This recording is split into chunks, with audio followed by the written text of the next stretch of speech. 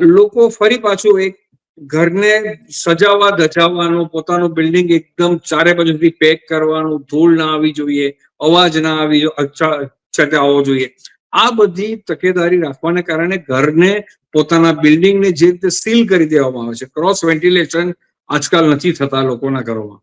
Common corridor passage હોય તો એ બંને બાજુથી બારીઓ બંધ કરેલી હોય.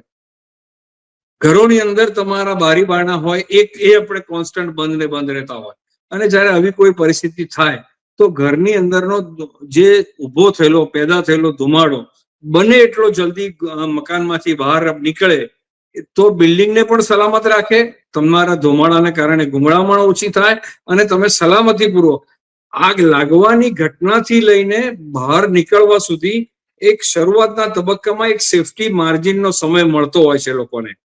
એ વખતે જયારે ધુમાડો ખૂબ જ વધી ગયો હોય, ફોલ સીલિંગ થયું હોય, એટલે તમારી ફ્લોર હાઇટ ઓછી થઈ ગઈ હોય, ઘરમાં ગીચતા હોય, તમારા પેસેજનો રસ્તો તમને દેખાતો ના હોય, લાઇટો થઈ ગઈ હોય બંધ, આ તમામ પરિસ્થિતિમાં વેન્ટિલેશન હોય નહીં એટલે ધુમાડો બધો જ ઘરની અંદર ભરાય.